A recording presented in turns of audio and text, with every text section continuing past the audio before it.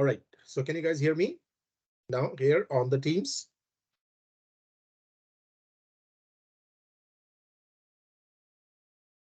I don't see the chat right now. Yes, can you guys hear me? Okay, that's wonderful. Thank you. Okay, thank you. I can see a lot of yeses. Right. So can someone also unmute and talk to me for a second? Because, Hannah, maybe, because, I want to be very sure that if someone says something, it's. Hello, hello. Yes, Hannah. Thank you very much. Thank you, Hannah. Thank you. Okay, so looks like we are all set now, hopefully, because looks like we have gone out of practice of these online tools, right? Anyhow, so now it's recording as well, and we are very much into our first session today. And what I'll do is that I'll just share my screen, and I'll just start talking about some of the important aspects of the course, some of the important things that are there on our course, and I would be just sharing my screen shortly.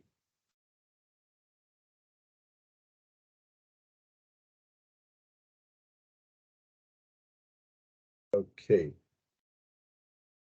So let me share my screen. This is screen 1, screen 2, which screen I would like to share. Okay, again, another question. You guys can see now the course shell, because it's very confusing for today. I don't know why. Can you guys see the course shell? Like again, the Econistoga Programming Microsoft Web Technologies, everyone?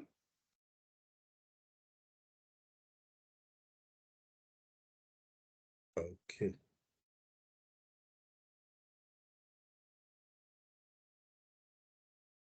All right, so let me just settle things now. Looks like yes, okay. And says yes, so I am now pretty sure. Okay, so this is our course, and by the way, they have changed the look of our course shell, and that's a good thing, I think, because it looks much better now. It is much now different from the previous one, that new course experience. I hope you guys are also having this new experience or new look of our things. So now what we are doing is that we have got this course, Microsoft Web Technologies, and as I said, that we will be talking about some of the very interesting and important web technologies. And before we go into that one, let's talk about some of the general stuff that will be covering up. So first of all, the course outline. And again, I'm trying to make sure that we are recording and everything is fine. So the course outline is this course is Programming Microsoft Web Technologies, and its code is 2230, PROG2230. And it's a very interesting course. As I said, that this is a very, very interesting course, and you would really see that. So there are some of the prerequisites of this course, and it's 1245 Web Foundations, 8540 Web Foundations again, 1815 or 1965 or 1965 part 2. So these are basically some of the courses, because some of the courses will give you the background of some of the the foundational concepts of web development, likes of HTML, CSS and all. And some of them will give you the basic concept or the concept of the C# language, because this course is going to be an amalgamation of the C# technology and the web technologies together. So these courses, and of course, these are prerequisites, and you have definitely done, most of you have done most of the courses out of them. So it is like it's basically generally considered that you are familiar with these, some of the things that we'll be just talking about. Okay, let's talk about this first course description. This teaches students how to develop web applications using ASP.NET. So now this comes an interesting part. You know how to create how to develop web applications. You have developed web applications by using HTML, by using CSS, by using JavaScript. You have done maybe some of the server-side scripting as well by using Express.js. Am I right that you guys have studied some of the Express.js as well? Setting up server, setting up and getting some values out of it, setting up some of the databases and things like that. So But this course, so Hannah, you were trying to, yes, thank you. So, but this course will teach you that how we can use the or create web applications by using ASP.NET. So ASP.NET is something that would be, a bit new here. And most of the, as I said, most of the foundational concepts, most of the concepts down deep, they will be same as they were in some of the previous courses. Anyhow, students learn how to create dynamic web pages using data from a relational database. Now, here comes a very, very important question that I know the answer, but again, um, some of my students, they would have a different answer. Some of you who were not my students last semester or maybe before, you might have a different answer. My question, and I would like everyone to answer it over here after Hannah's yes, I would like everyone to jump in and answer that. Did you guys touch the SQL Server databases in your programming concepts 2 course 1965? Did you guys study any or something related to SQL databases? And again, I need answer from everyone because there are multiple people who are here from the different sections. Randall says no, no. I get 2 no's. Randall, thank you. Randall, I think we did not get your introduction, but I think you okay. So Tapan says no. Okay, so I'm not asking that if you have a personal experience. I'm just asking before if you have studied it as a little topic, maybe something, because when I was teaching Prog 1965 previously in last semester, I had I had so Mayumi, yes, Mayumi, you were my student. So we touched SQL Server, and you remember we had a complete session on that one. So Mayumi, that would be a little help for you, and really it would be a little help because in this course, what we are going to do is we are going to have a real dynamic, Shin, Juan, I can understand, real dynamic web pages that are run by like databases. There will be relational database. There will be how to update data on a relational database with information provided by the user through the web form.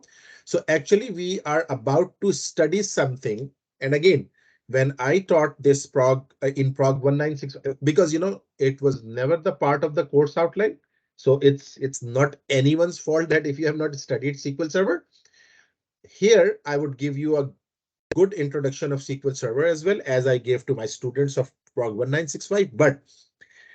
And secondly, what I would like to do is that you guys have a solid understanding of these relational databases, because in this course we will be developing a full-fledged CRUD operational website, having CRUD operations. I'll talk about those CRUD operations and everything. But let's see that again, we will be needing the relational databases. We'll be needing the relational database concepts, and we'll be needing one of the SQL Server. And when I was teaching this SQL Server or giving a little introduction of SQL Server, I told my students that one day you have to definitely learn it. And this is a good time because we had some time left in our course. So I just did that one. Mayumi knows that, or maybe all those who were my student, they know a little about it.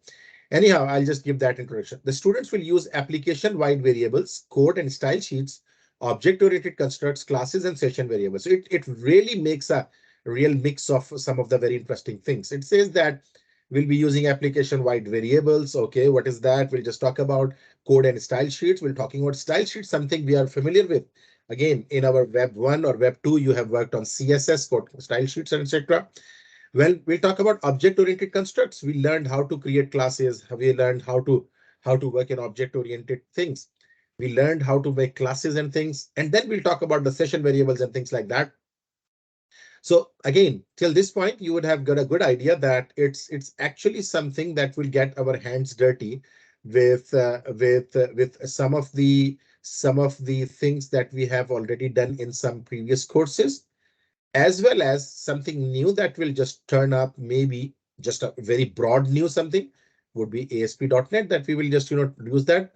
And the purpose of all these things is how to create dynamic web pages. How we'll be creating dynamic web pages. They would be database driven web pages by using the technology called ASP.NET, or we'll talk about in the details what is that specific thing. Okay, some of the important thing. Resources, physical resources from vendors, publishers, hard copy textbook, Mary Delameter and Joe Murak's ASP.NET Core MVC. This is a very, very interesting book. And if you want, I would definitely recommend you should have one copy of that book, because that book is Murak's books. Murak's book, if you have studied Murak's book, anyone else, like if you have studied in some of the other courses, Murak's books are real, some they have some interesting like writings, they have some hands-on things, and these books are interesting by the way. So I would really encourage you, if you can, if you want to have, like, be get a hard copy book of this Murak and keep it with you, because that would definitely is gonna help you a lot. And I'll just show you some of the other things. Okay, so other resources from vendor publisher, we'll use Visual Studio 2019 or 22 for that matter, if you have. And again, here comes the big thing that, again, my students, like, those who were with me in PROG1965, they know that we installed SQL Server, and they know we installed SSMS. And don't worry about that if you don't have these two things, because maybe today or in coming sessions I'll be with you, I will ask you guys to install those two kind of things, because we'll be needing these two things, which are new for most of you, as I said.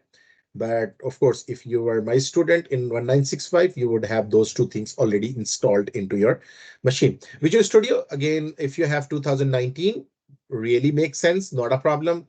If you want, you can have a 2022 with ever increasing AI capabilities, ever increasing this intelligence, getting much and more intelligent these days. And you know that Visual Studio 2022, you get a lot of code already written or being suggested by your like, IDE. And at times you are just not writing the code, you are just hitting the tab, and you get a lot of code in that one. And again, those who have used Visual Studio 2022, they might understand what I'm saying. You guys would have seen that. But anyhow, so Visual Studio, any version from 2019 to 2022, if you have, you're all good. These two technologies, if you do not have, of course, which I expect that you won't have, don't worry about that. I will be talking about that one. Okay, then comes this course outcomes. What are the course outcomes of this course? So successful completion of this course will enable you to do what? Interestingly, develop ASP.NET Core MVC web applications. Now I'll highlight this, and then I highlight this one. Core MVC web applications using C#. So here, I would like to maybe, remind some of the students who were with me, maybe in programming concepts or maybe in the web development courses.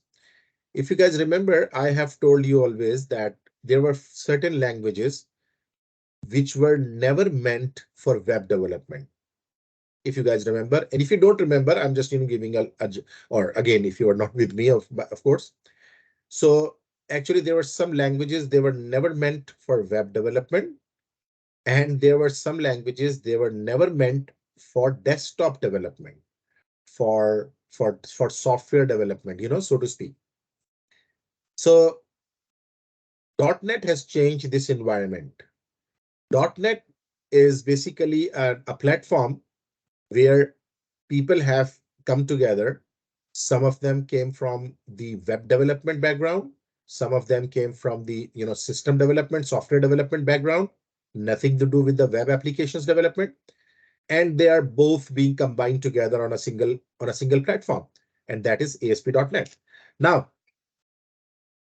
if, like, again, if maybe 15 years back or around 15, 20 years back, if someone would say you that I'm making a web application using C#, people would have laughed on you, and they would say that it's something which is not possible, or it's something that you are talking about. But again, now .NET in there. So what we are doing, that actually we have okay, Ansh, now looks like your mic is working. You can mute yourself. Looks like someone is unmuted. I don't know if it's Ansh or something. Anyhow, so so basically what we'll do is that in this course we'll use ASP.NET Core MVC web applications. We'll create these ASP.NET Core MVC web applications by using C#. Does that make sense to everyone that I've said? C, C Sharp, and C++ were not the family for web application development. Actually, this .NET enabled that one. Can I have a quick response from everyone? Are you guys getting what I'm saying? C, C Sharp, and these languages, the family of C, they were never meant for web development in the beginning. But then this .NET environment came and it changed the way programmers were working. Now it changed the way that now you have C Sharp, you are using C Sharp, and you are creating web applications. And another important aspect that has been added over here is the technology that we are using. It's called ASP.NET Core MVC. So I'll talk about these three things, in a very much detail. ASP.NET Core MVC, the web applications, and the C Sharp. So these are the three, important aspects of the course. So in general, we are trying to learn ASP.NET Core MVC. The base will be C Sharp, and another base will be HTML, CSS, and JavaScript, and all those kind of things. Right? So this is first point. Number two, generate a database from existing class models, or generate models from an existing database and annotate properties with validation attribute. It might sound a bit, a bit gibberish or advanced at right now, but I'll just, explain you in a very much detail. We would like to just, we in the course, we'll just study that we would like to generate a database from class models. And we'll talk about what are class models, what are models, what are these different things. So we will try to have maybe classes there, and we will generate a database from them, or maybe vice versa. Like again, we'll be just doing these kind of things. We'll be creating a database maybe, or generate models from an existing database. You see vice versa. So if there is a database and I want to create the classes for that one. For that, I would just remind you that you have studied the concepts of classes and objects in a good detail in your courses of, again, this programming concepts 1965. Then yeah, and annotate properties with validation attributes, and we'll talk about some of the validation attributes that we'll be using to annotate the properties, and you will see that I'll just explain that in a much more. Develop views for a controller action. So again, it is something that it has started with MVC. So again, some of the terms might not make a full sense right now. Don't worry about that. Just grasp them right now. So develop views for a controller action. We'll develop something called a views. And for a controller, we don't know what is views, what is controller. Let me tell you that right now. So it's actually with the application that we'll be creating. It has MVC pattern, and it is called model, views, and controller. So here it is talking about that. We'll be creating views for a controller action. If something happens with controller, so what view should be displayed, something like that. So please just consider it like right now. Okay, it's model, view, controller that I will be explaining shortly, because we'll have this introductory thing today. But just keep in mind that we are talking about using tag helpers, partial views, and views components in views HTML element to speed up view development, improve adaptability, and integrate with the data flow from the controller. We'll talk about something called tag helpers, the views and the partial views and their components, and we'll see that how they will help us out in making more advanced, more more what we should call that, more adaptable web pages. And we'll see that we'll just talk about that one as well. Persist variables passed to a controller and use them to filter data displayed to the user. It's again something related to this MVC. We will have a controller and we'll pass some variables to the controller. Controller will filter out the data and it will just show in the views the data. That's something again much more related to the same concepts, which is over here. Validate and edit user data using annotations and self-validating models. So we'll talk about these annotations and self-validating models a lot during our discussions. So again, as I said, if it is not making a lot of sense, just be with us. Store and retrieve records in a relational database using entity framework. That's very interesting. Entity framework and link. And again, Mayumi might remember that we have talked about link. My question is to others, because I know that Mayumi was with me in my session. So did you guys also have a chance to look at link, language integrated queries?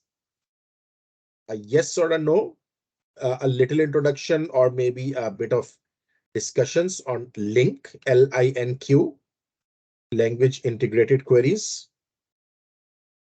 Okay, Min says no. So Randall says no. Tapan says no. Okay, you guys are always actively replying. Can I have a response from everyone, by the way? We have got a lot of other people. We have got Juan, Vidya, we have Binyang, and we have a lot of people. Link, LINQ. So some of the people are saying no to this. And again, it's not a problem if it is the no. Vidya. Okay, thank you. So we'll talk about that. We will talk about retrieving records in a relational database using entity framework. That's something very interesting. And link is called language integrated queries. And I'll talk about some of the link features as well as we progress in the course. So don't worry about that one. Secure access to parts of a website using usernames, roles, controller annotations, and view code. That's a very important issue always. If you're talking about a web development or any development these days, actually you have to consider or you have to keep in mind the security aspect, because security and the security and authorization, authentication, these are very, very important parts of this, and we'll just see that how we will do that. Use an automated unit test facility to verify that code modules function to the requirement. This is very interesting. And another question, I'm getting a lots of no by the way, but another question, it's for everyone, because my student will also, those who have been with me. Have you guys ever talked about unit testing or unit tests? Have you written down any tests for your code till now? After Vidya's no? Okay, Min, again no, because I was expecting another no over here. Kevin says no. Randall says no. Tapan says no. Vidya says no. Okay, Hannah, not a problem. And I think you remember most of the things, so I think you're right. Okay, Viraj, no. And Mayumi, by the way, because everyone, even I have not touched that one. It's a very, very important concept, and I'll just talk about those things for every section. I'll just talk about some of them. So use an automated unit test facility to verify the code modules function to requirements. We actually write unit tests or tests to see if our code is working fine or not. We never always want to check manually that whether my code is working or not. Rather, you will have another program checking your programs whether they are working fine or not. You know what I mean? So actually, we write the tests for that. So again, in this course, we'll be trying to write some of the unit test facilities as well. And what is that? Again, you will write code to check your code. You will see that you might be asked to write a code that please write a code that will check how many modules of your functions are working. So you will write a code and that will run and that will check that how many codes are working fine. And I'll give you a good introduction of that one as well. Okay, these are essential employability skills, and you know that these are all very important, and I won't go into the very much detail, but then I'll just talk about some of the aspects of this one, some of the unit outcomes. So success and completion of the following units will enable a student to do what? First of all, MVC review. As I said, MVC is a new thing, by the way, or ASP.NET, of course, completely a new thing. We'll talk about decompose a URL in MVC, identifying how the controller action parameters are specified, describe the purpose of controller, view and model, using view model and view back to convey data from a controller to a view. You see that these are the first unit will be mostly handling with the overview or things, create an ASP.NET Core view MVC project. We'll be creating our project very soon, not maybe today, but I'll just give you a very generic introduction of things, but then we will be creating our first project. Associate the project with a database, generate the database from the entity framework models and vice versa, generate a controller with list, insert, and we'll just talk about all those kind of things. Then we'll specifically talk about something called C, like in MVC, the controller part, which is very important. We'll talk about controllers specifically. Then we'll talk about the V part, the views, how specifically we'll be working with views. And here we'll be needing much more the concepts of the HTML, CSS that we have learned, because we'll be talking about the views over here, how the data will be transferred from the controller. And we talk about MVC, don't worry about that one. I'm just, entity framework models. What are entity framework model? How to use them? How to effectively use them to generate database or generate the queries and both of them. Tag helpers in HTML element to modify elements attributes to insert data in the controller. Evaluate the advantages and disadvantages post and get. And this is very, very important. And I'll give ample time to this post and get sort of things, because these are some of the very, very important issues when you talk about making API requests online. When you are making API requests, you will be talking about post and get on all those kind of things, right? So I'll talk about that in a very much detail for the unit 5. It says tag helpers and all those kind of things. Then we'll talk about model annotation, as I said. So we will be talking about, using annotations to model. So we'll use annotations, make a field required, specify maximum minimum field length, check a value, etc., etc. We'll be just using all those kind of things in our unit 6. The 7 one, all most important, authenticate users. And again, security and safety of your website, and nothing should be left for the user that they can inject something into your code. They can just, misuse your code or do anything that really will hurt your website and your thing. Okay, unit 8, all important, unit testing. As I told you, use test driven development. It's called TDD. And interestingly, let me tell you an introduction. It's called test driven development. We write first test and then we write code. Isn't that crazy? We write first test that, so it's called test driven development. So maybe, it might happen this way. I give you a test that this is the test, write code for this one. Are you guys getting what I'm saying? It's called test driven development. I write a test in C# maybe, and I give you this test and I say that when I run this test, so again, write the code that will pass this test that I have written down. Did that make a little sense to everyone what I'm saying? It's just like, the egg and chicken story. What comes first? What came first, the chicken or the egg? So we are saying that you might have tests written before even development. What does that mean? It means, as I said, so again, as I said, in a very vague form, I'm just telling you that for example, in exam, I just give you a test and I say that write the code that will pass this test. Make sense?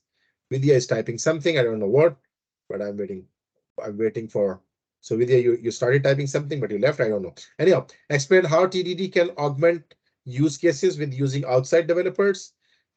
Use unit tests to refactor, optimize code without breaking its functionality. Structure test methods with act, arrange, assert, discipline, identify when a test is examining more than one behavior and break into separate single behavior tests.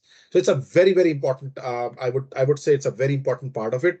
Testing, how to write tests is always a great thing to understand. Right. So now let's come back to a very, very important part for which most of you are waiting. The minimum passing grade is a good news is that 55 here. So D is the passing grade, minimum passing grade. It was 60 in your in 1965, if you guys remember. In order to successfully complete this course, the student is required to meet the following evaluation criteria. Now, be very attentive and listen about that one. There will be 5 programming codes, which typically are in-class type of thing that we had in last semester. And, maybe they will not be in the real sense in class this time. They might be, they might open up on that day, and then you will have to submit that by the end of the night. So again, it won't be a class assignment, by the way, this way. I might call them still in-class assignments, but they are little assignments, or you can call it, some of the professors, like one of our main professor, lead professor, Peter Merziak, they are calling it, they're calling it practice problems rather than in class. But I would still, the naming convention does not really matter. But a good news is that this time these programming assignments will be actually, will start in class. But of course, you will have ample time to submit them, maybe the following midnight, right? So you will have that to do. Okay, then we'll have programming code 3 major assignments. And these 3 major assignments will comprise of 30%. The breakup will be different, and I'll just let you know, and I'll just give you that, how the breakup will be different and what will be the breakup. Midterm practical exam. So we'll have practical exam means we'll have a class midterm where you will be writing some code and something. It would be of 25%. And then final practical exam, it would be of 30%. And that makes all of them together into the 100%. Make sense for everyone? So that's actually a real overview of the evaluations that we are going to get. Then we'll have develop ASP.NET Core MVC web applications using C#. So evaluation model, how it maps. that programming code, again, 15%, quantity 5, programming code 30%, quantity 3, midterm 25%, 1, and final exam 1, of course. So generate a database from existing class model, generate models from an existing database, annotate properties with validation attributes, programming concepts. So again, programming code 3, they will be like, related to that one. Midterm practical parts. So again, these are all the evaluation mappings that will have views and controllers, how much percentage of that one will be following up upon. So again, at the time of when we'll be just talking about, I'll be just I'll just telling you about that one. So don't you too much worry about this description, but you should be too much right now concerned with mostly these values that we have just discussed, right? Okay, so it was developed by David Turton or whatever. So this is just for that one. Okay, after that, another very important document that I want to discuss. And again, we are right now in section 8, but I will share this same video lecture with all of the sections, all other sections. So by the way, this is for everyone. Okay, then we come to instruction plan. Okay, instruction plan. This is one important part. So those who are familiar and they know me already. So the link for the email, my email is here. Okay, someone wants to join the meeting. Anyhow, so my email is natik@conestoga.c.on.ca. This is the number, and again, you can just talk to me any of the time. Okay, here are course specific notes. So again, it's basically what section 7, which you are not, you are section 8 by the way, which I understand. So section 7, I have classes from on Mondays 1 to 4 p.m. in room 2C03 and Wednesdays 3 to 5 p.m. in room 3G11. So again, it might not be of your interest, but it might be of interest. Sometimes you might want to join maybe other session because of any reason. I don't know. Section 8, you will have a session on Tuesdays 3 to 5 p.m. in 4G17, and Fridays like today from 3 to 6 p.m. room 4G28. It would be all in-person classes by the way. Today, just because of my health, it's happening. Otherwise, it would be all in-person classes. Section 9 is Wednesdays 1 to 3, and then Thursdays 2 to 5, and this is 3G19 and again 3G19. I think it's in the same session. We'll be using .NET 6.0, ASP.NET Core MVC, both which are freely available. And again, Visual Studio Community Edition is sufficient to develop our web applications. You will also need to install SQL Server or SQL Server Management Studio. That, if you want, you can install it over the weekend. If you don't worry, because in our first session, that would be on Tuesdays 3 to 5. I would just basically ask you guys to install these technologies, and they will be working on them, and I'll just let you know that how you will be working on that one. Now here comes the evaluations in a bit more depth, and why the depth is important, because in-class assignments will be all 3 each. Like in-class means, again, as I said, those in-class assignments. So there will be 3 marks each, so 15%. So there is no distinction in their grades. Every assignment will carry on grade of 3. Assignment 1, like the major programming assignment, assignment 1 will be of 5%. Assignment 2 will be of 10%, and assignment 3 will be of 15%. So that is gradually they will increase in assignment, the grade. So third assignment carries the maximum weight, and that is of 15% of our overall grade. And the 10% is basically assignment 2, that would be there. And then 5% is assignment 1. So again, and then midterm is 25 and 30. So again, it's just and by the way, one thing that I would like to really remind you, I think my students know that, if you want to get a passing grade in the course, you will have to fill in all the requirements. What does that mean? You will have to submit, you'll have to get a satisfactory grade in class assignments. You'll have to get a satisfactory grade in 3 assignments, the major programming assignments. You'll have to attempt midterm. You'll have to attempt final term. So some of you might be thinking that, why in the world I'm just repeating that? You know why? It's actually some students, what they say, okay, I don't submit any in-class assignment. It's just the 15% of that gone, no problem. I'm very good in other things and I get 85% of the grade.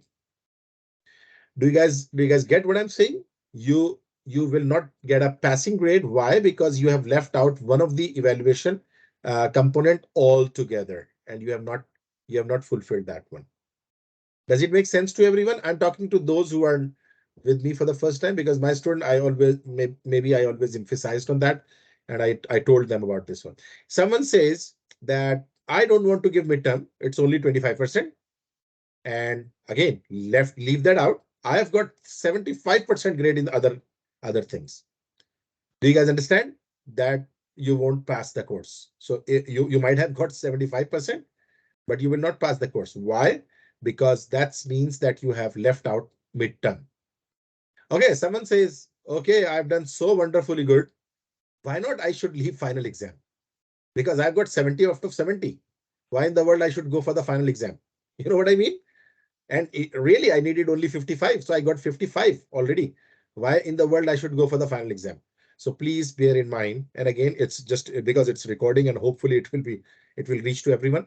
Just keep in mind that actually you have to fulfill every part to get a passing grade in that one. Gurkamal has said yes. Gurkamal, thank you very much. And I'm hoping that everyone else also understands the concept, right? Okay, now here comes week-wise distribution, which is a little disturbed for me at least, but I'll try to fix it, of course, in the coming weeks. So first week, which we are in right now, which is just ending today, we were like an expected. What we are doing is introduction to course and ASP.NET Core MVC, review of web contents, makeup class necessary for some demo. So again, maybe I will have more makeup classes necessary for, because I was unable to just like take the classes on Tuesdays as well, and Labor Day was there for some of the sessions who had class on Monday. So we'll just see that how we'll just try to make those things up in the coming weeks. So this is the first week which has no evaluation or anything. Of course, it should not be the case. Okay, week 2. So this is interesting, and let me tell you, week 2 is basically, it has ASP.NET Core web applications using C#. We'll start making application, generate views and control, making more request and application model data, validate and edit user data using annotation, self-validating model. So we'll just talk about these concepts here. Review of forms and HTTP, basics of controller, and Razor views. We'll talk about Razor, what is Razor. But again, the real thing is that in the second week of studies, which will be the next one, supposingly, we are going to have our in-class 1 assignment, which is again, not very much in class this time, but that would be, little assignment 1. For section 8 for your class, it would be due on 15th September. Again, we would be doing that in your Friday session. Make sense, everyone? So you see that it is due on 15th of September. So it's for section 8. It would be like on 15th of September. Make sense, everyone? So again, try to be here, and not for this time, because last time what I did was in-class assignment was only for those students who were present in the class, but not this time, because the time again, because it would be submitted by the midnight. So if you are not there in the class for some reason, you can still attempt that, and from home you can just submit that one. Hannah, thank you. And I hope everyone else also understand that. So I've given dates for both, like all 3. So again, it would be something that you will be doing back home. So you will have time till midnight to do that. And it would not be a sort of in class, in the original sense, it won't be an in-class assignment or something. Okay, so that I'll just talk about now a few important things related to this one. If I come here again in week 4, we are going to have our in-class assignment 2. Again, your assignment will be due on 29th of September, section 8. Okay, then assignment 1 comes in week 5, and that would be due on October 6th. So it would be, due, and it will be available shortly. Maybe it will be available over the weekend or maybe after this weekend. So you will have ample time to just solve that one, and due it would be October 6th. So October 6th will be the last day for that one. And as I said, I'll be just publishing that one during some period of time, but the due date is October 6th. So assignment 1 should be there by October 6th, right? Okay, then let's talk about these midterms. Okay, so it's not updated, it's from someone else, but I'll just talk about what will be the midterm up looks like for you guys, because we have section 7, 8, and 9. It is a previous one from section 1, 2, 3. So, but anyhow, I'll just talk about midterm. Week 6 is again here. Week 7 we'll have midterm. Week 8 we will have again student success week, and there will be no classes on that one. So that's something that you have to keep in mind. And by the way, midterm is more expectedly for midterm. Let me tell you one thing, that more expectedly our midterm will be in the first session of the week. So again, that is on Tuesday. So in this week, October 16th week, if I just open up the calendar, I don't have a calendar on this one screen. This will come over here. So maybe I'll just write that date over here, but let me just give you a tentative one, that our midterm will be on October 17th, if I'm right. Tuesday, yes, October 17th, right? So your midterm, section 7's midterm, will be on October 7th. So I'll just update that one. It's not updated over here. I'll update that. So you will have in our class midterm, right? Week 8 is then, and then week 10 comes. We have assignment 2 that would be due by 13th November. And in-class assignment 3 will done in week 10. Then week 12, we'll have in-class assignment 4, and again, dates are given. You will have 1st December is the last date for your session. Then comes week 14, and we will have, your in-class for section 8 will be 15th of December, and that would end. And then we will just talk about the exam, and exam schedule will be given to you, right? So that's an overall picture of the course. And again, I've not discussed anything at all related to what is MVC, just giving you a quick introduction and quick things of the thing. So again, this is again, as I said, we are in section 8 right now, but all other sections who are looking at that instruction plan will be same for everyone. And we will be just getting these same plan, of course, because that's why it is just created for that one. So this is our course outline. You can have a look at that course outline. And I can assure you one thing, that this course will be a fun, because we will be uh, combining most of the things that we have learned before, and we'll be combining them together. We're combining the C#, combining the HTML concepts, combining the CSS concepts into one, talking about some of the interesting session states and cookies, things like that. And there are lots of fun stuff that we are going to use over here. Okay, so does that make sense to everyone? And again, it's just the introduction of the course and the things, and I hope that you guys understand that one. And now let's take a 10 minutes break from here, because after that I will start talking about some of the things for today, and we'll just we'll talk about some of the importance. Rather than 10 minutes, it's 4:16 in my system, so we'll be back at 4:30. So it's around 14 minutes break. So I'll be muting myself. So again, as I said, maybe try to have a WhatsApp group or something that might be used in case if we are not getting anything. So I'll be silent for now 14 minutes, next 14 minutes, and I'll start talking about at 4:30 p.m. Thank you very much, and see you later on.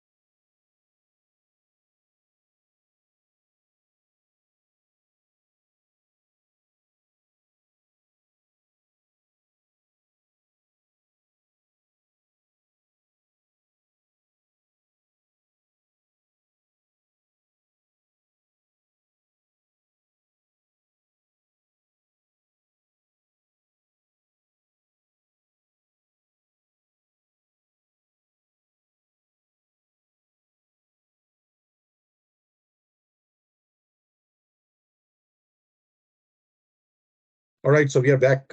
So everyone is there. Can I have a chat message from everyone who is here? All right, thank you. Thank you, Hannah, Vidya, in Miami, Randall. Miami, you are having a hard time to keep connected with the meeting. Looks like your internet is having a problem or something like that. Because I see that you have been logging out and logging into the meeting again and again. Looks like there's something wrong with internet for you. Oh yeah, I can understand that. I'm sorry about that, Miami. So Miami, you're home or on campus? All right, so your home internet is not good. You need to change. Maybe you need to change your provider. All right, so just give me a second and I'll just share my screen and I'll start talking about some of the things. Okay.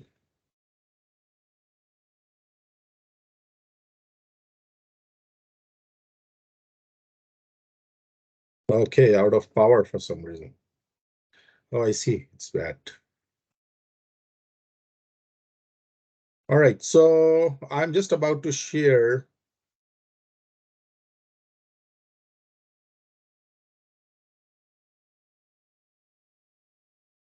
So few things.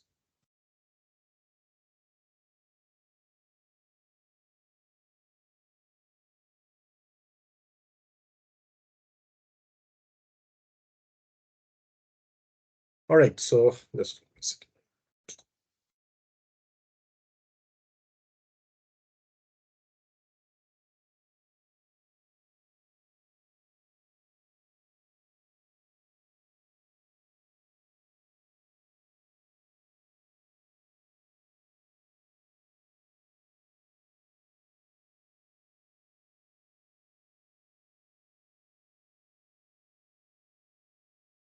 All right, so I'll share slides with you and then we'll start talking about this. Let me just bring up that slide because there are a few things that we want to discuss today. And then, as I said, we will be trying to make this up the next week because we'll have next week in-person classes and we'll just talk about uh, some of the things that we'll just see. Okay, just give me a second and it's about to start from that one. And let me share my screen now.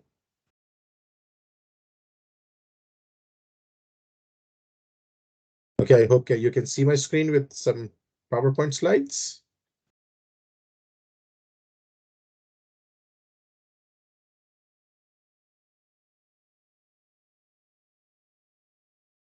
Okay. So can you guys see my screen now with PowerPoint slides?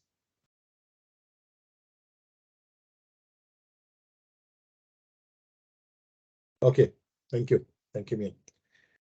All right, so let's talk about this, some of the aspects of this course and some of the things that we'll be just talking about. So first of all, let's review the course outline, evaluation details. We have already talked about both of them.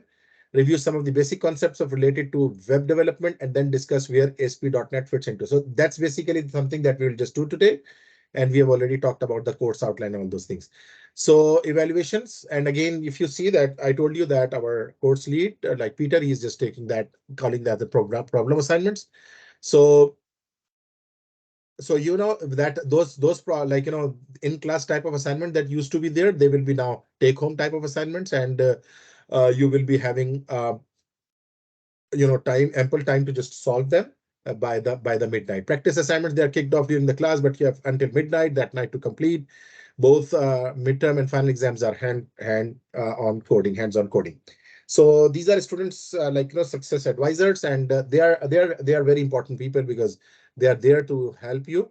And sometimes I have seen a lot of people, they struggle a lot in one way or the other, but they don't know where to proceed. So always remember this URL successportal.conestoga.on.ca that you will just basically be directed to if you are feeling something, and you are finding something challenging, you're struggling with something, you should always go to them and try to connect to them. Okay, so let's talk about some of the technologies, and I'll be just talking about some of the other things as well. Incredible things, really.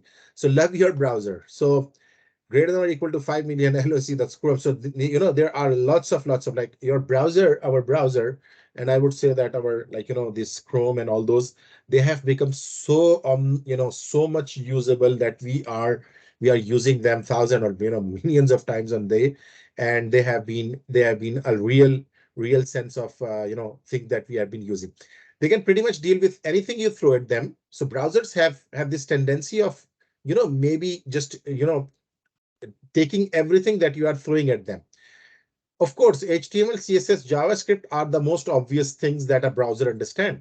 But you know that browser sees the images, a lot of formats over there. The video contents, like, the video contents next, and PDFs, XML, JSON, SVG. So, the browsers, they are doing a wonderful job for us, and they have been doing this wonderful job since very early 1990s, if you guys remember.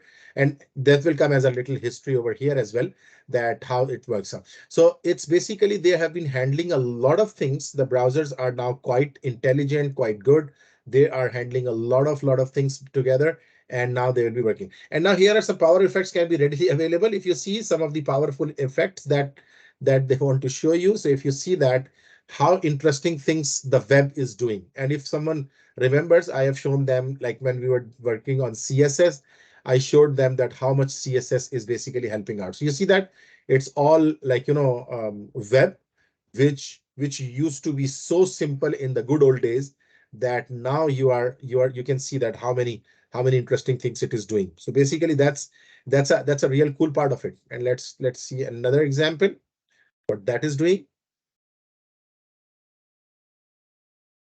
So you see that browsers are capable of. So you see that that's quite an interesting thing, that I can see a lot of things. The browsers are being now are being a go-to place for us, doing wonderful things for us.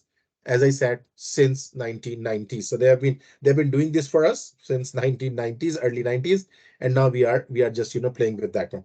The issue is I love the web, but some things have gotten out of control with the advent of web, with the advent of browsers. There are few things that have really hurt our progress and our everything. What's that? So recipe sites, for some reason, are some of the worst offenders. So you'll see that this is very funny, but sadly that's true. So if I how I experience web today. So if you look at that one, so when we have, like, we see our web browsers, something like this, and if I click on this one, you see that it first of all, it says, okay, privacy statement, cookie thing, I just accept that. It says we like to send off notification. No, I don't want that one. And experience want, if I want to allow that one, then it says that you want to have a subscription newsletter. Then it says that you see that a lot of things have gone out. And really this makes you, sometimes you really feel bad about these kind of things, that you have to just keep on clicking on these pop-ups and everything, and then you have this continue reading, and then the website appears, and that looks like, a real junkyard of things that has rate your experience, the feedback and everything. So you see that a lot of things that you will see. So actually what's happening is that these days, even though, like, of course, the technologies have increased and technologies are being used, but the things have gone out of control. These kind of things, you will see that looks like a lot to handle. So now let's talk about this. So please, let's pledge together now that you will never be a part of a team to build a site app like this. So again, so yes, Anna, that's a great page, and you will really enjoy that type of page. So let's consider a few thought-provoking questions. So let's talk about some of the questions which should not be new for you. What is computer programming? Yes, would anyone like to answer this? What is computer programming? How do you feel about the programming? Hannah or anyone? Hannah has just replied. That's why I'm just saying Hannah. So what is computer programming? Anyone?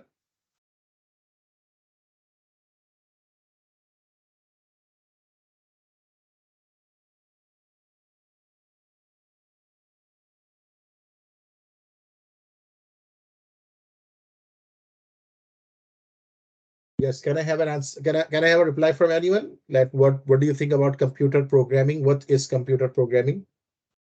Because we have been learning this programming and we've been doing these things a lot for last again now for many semesters you guys have been doing this one. So what do you think about computer programming? Can anyone just reply me at all? Yes. Is anyone typing that? Because I don't see anyone typing even. It's something that, okay, Vidya says that's writing code. That's wonderful. That's wonderful, Vidya. So you say that it's writing code is basically computer program. Anyone else? There are some really interesting facts that they've gathered. Anyone else? So Vidya has given a response that it's writing code.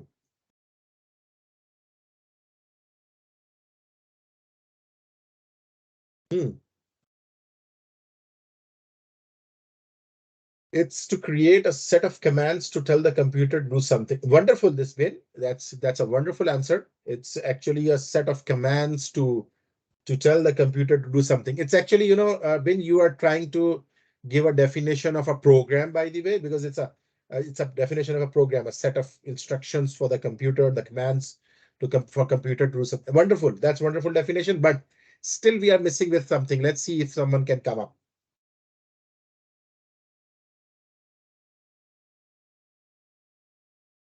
I need maybe one or two more answers. Thank you very much, Vidya and Ben, for sharing that. Let's see if someone else can come up with something.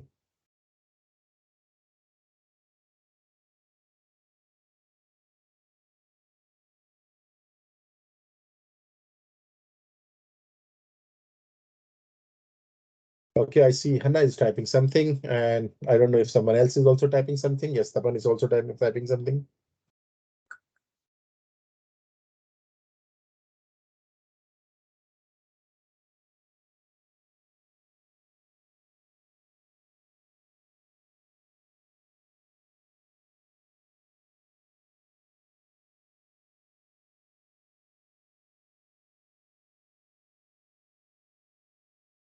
Creating a code which can build something useful. Tapan, that's wonderful. Um, Creating a code which can build something useful. It's write code that says how a computer or program should perform. That's wonderful. So now, it's actually uh, as most of you are saying that it's actually, the steps that you write instructions for the computer. You write instructions for the computer and you say that you want it to do something, you want it to act on on certain behavior, on certain things. Now, interesting fact is that if you just see one another thing, what are programs? So programs is actually the algorithms plus data structures. They are actually what the algorithms and the data structures. So it's basically, I want to bring you in on some point that algorithms are the steps that you write to solve some problem. And what is data structures? It's a way to store data, that how you basically store data. And you can again find on this summary on Wikipedia, you will find some interesting fact about this one. Let me just close that one. So you see algorithm plus data structures equal to programs. Is a 1970s book written by this one, converting some of the fundamental topics of system engineering, computer programming, particularly that algorithms and data structure are inherently related. So actually algorithms and data structures, and I don't know if you guys have heard about lots of data structures, but data structure is one very important part of the programming. And if you see that, what does Wikipedia say about the programming? Is the process of performing particular computations, or more generally accomplishing specific computing results, usually by designing and building executable computer programs. That's a very important part, designing and building.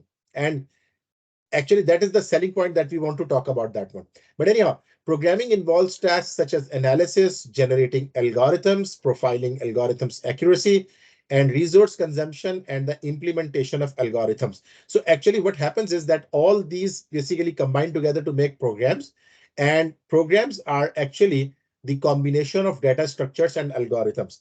If I ask you to name some of the important or interesting data structures, you might have heard about, stacks and queues data structures. You might have heard about some of the other data structures. So they are actually, if you combine some of the data structures with some of the algorithms, you say that we get actually a program.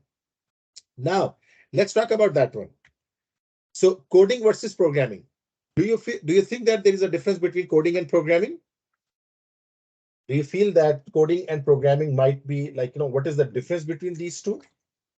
Coding and programming? Or you think they are both the same?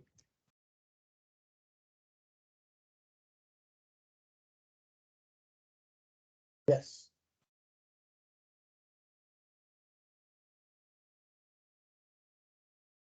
How many of you feel that they are the same? How many feel that they are different? Coding and programming.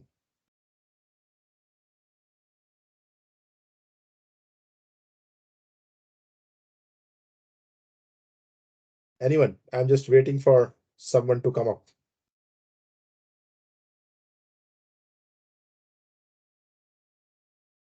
Okay, let's change the question. Do you think that they are different or same? So just a one word would be the answer here, different or same, right? You might write same, you might write different. Different, Hannah. Okay, that's wonderful. So how would you differentiate, maybe any one of you? How would you differentiate that? What do you feel that something is basically, something becomes coding, something becomes programming, how they are different between each other? That's wonderful. And some people are really replying, Gurkamal is also typing. Min also says different. How do you think they are different? Gurkamal, that's wonderful. Anyone can give the point that how they are different, maybe a one-liner, that programming is this and coding is this.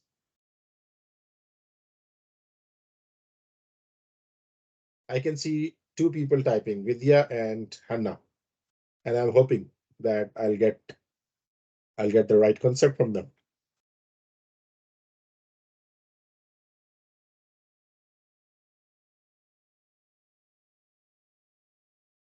Coding, writing code, programming, writing program. Coding is part of it. Okay, Vidya, that's wonderful. Vidya says that for programming, is it's more about designing the entire process, and coding is the way we make the design work in real life. Okay, yes, Ben, your concept looks a good. Okay, and what Hanna says, coding is writing code, and the programming is to program a machine with the set of instructions. Wonderful. So now more or less, let's look at one of the link over here. For 2 years, I was coding instead of programming. What I learned after changing my perspective towards programming, insights from personal experience. So now let's, you just read that one on your free time, but I would really want to just emphasize on something. Have a pen and a programming book always before starting on a project. Having a pen, so you should have a physical book. So now see here, programmers think of how to arrive at a solution.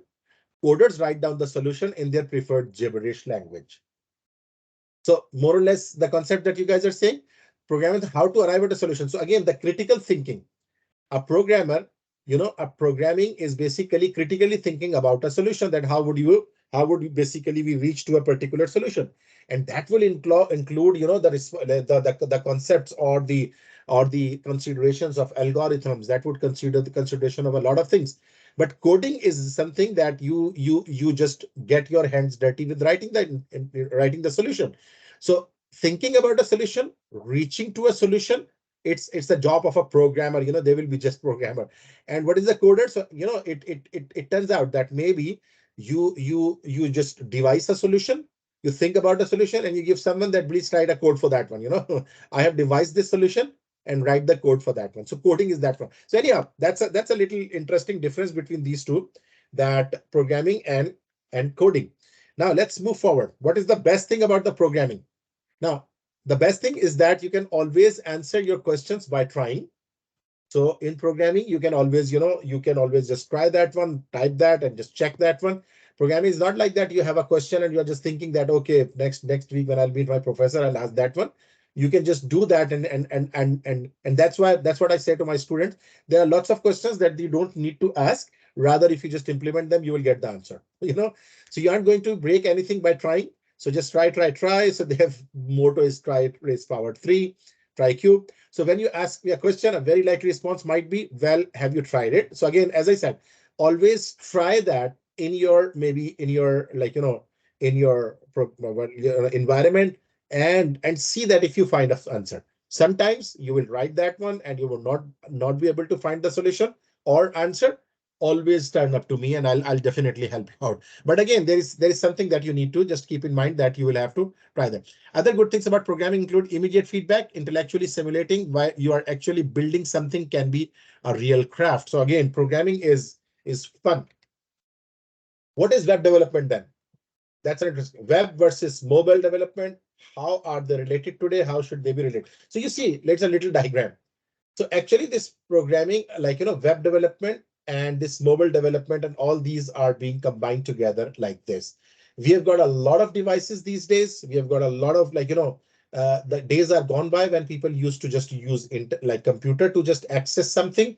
Now there are lots of handheld devices that people will be using to access our applications. So what happens is that web and mobile development, they have started to they have started to merge into one another.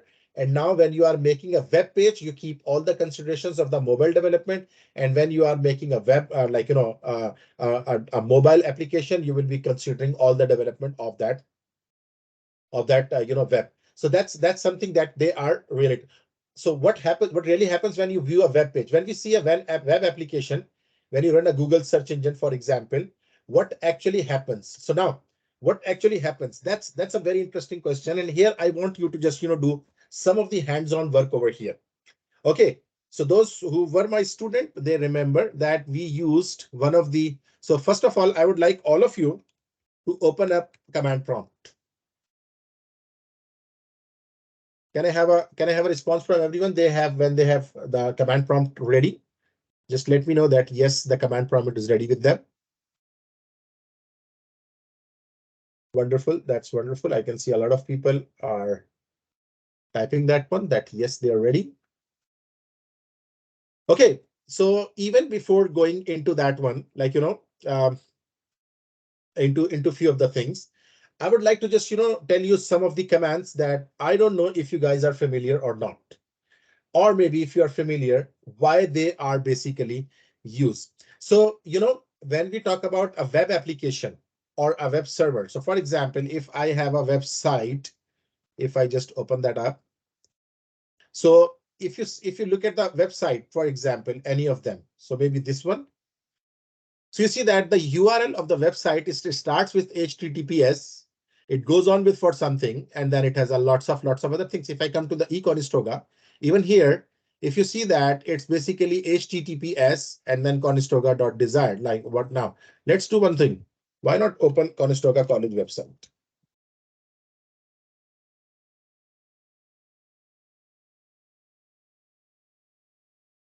Yeah.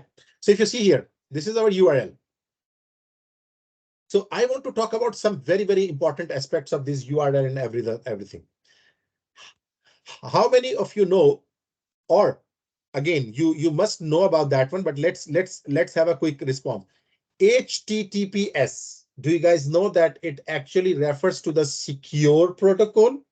HTTP, hypertext transfer protocol. How web actually works? Web actually works on the protocols, and these protocols have been defined with different conventions. And again, I don't want to go into too much detail, but I would expect that you guys know about the TCP IP or these protocols that are used over there. So what is this HTTPS? Why in the world I needed this HTTPS? If I just remove this HTTP from S, but it will always redirect me over here because it will only find over there. But you will see some of the websites, they have that HTTP as well. Why secure protocol? Why in the world we need to have a secure protocol? Do you know there is a command called trace route? Have you guys used that? Oh, trace RT. Trace RT. It's for Windows, it's trace RT, and it's for if you are on Mac, it would be trace route. So have you guys used this command before? I'm just saying that trace route of Google. After Ansh, yes. Have you guys used this command before, trace route or trace RT? Trace RT is again the same for that one.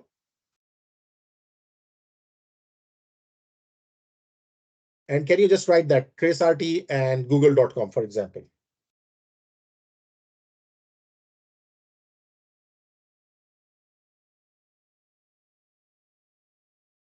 Quick question. I'm asking everyone. Did you guys use this before? After Ansh, yes?